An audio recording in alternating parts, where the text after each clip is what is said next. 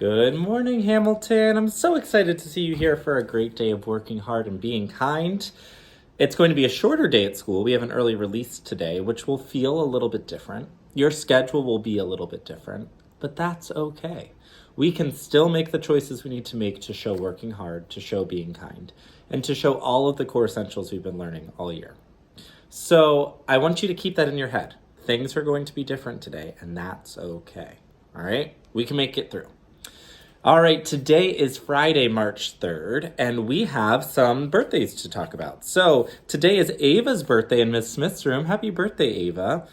And on Sunday, over our weekend, it's London's birthday in Ms. Brell's room. And it's also Oliver's birthday in Ms. Shoemaker's room. Happy birthday, friends. We hope you have a great birthday weekend.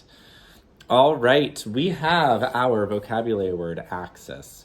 I did not grab my winner, so I'll make sure I grab that winner and I'll announce it at dismissal today so we can hear who the winner is of that vocabulary word.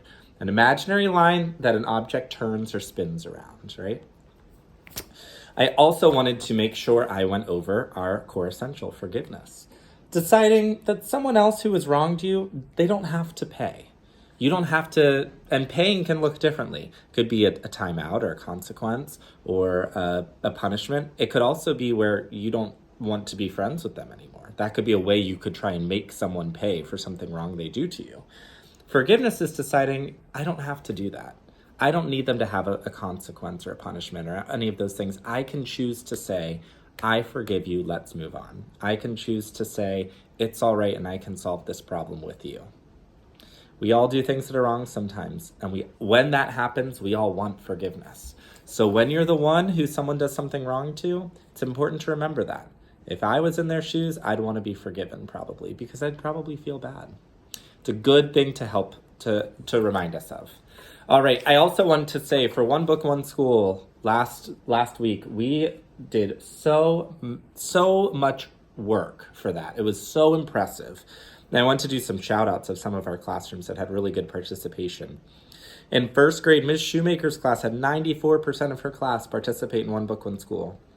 In fourth grade, Ms. Mokel's class had 78% of her students participate in One Book, One School.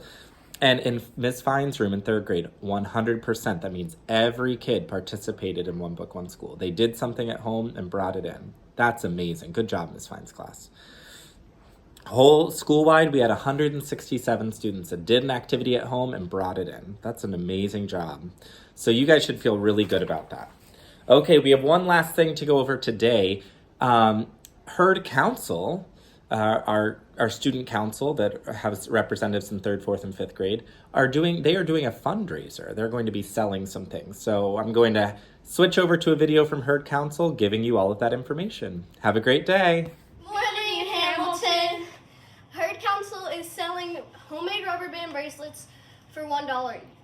For the Ronald McDonald cause. And no, this is not McDonald's, so don't get it mixed up. The Ronald McDonald cause gives people homes and food and shelter, and it helps their families. To sum it all up, buy bracelets today. Thanks for tuning in to Bison Broadcast, everyone. And at this time, please stand for the Pledge of Allegiance.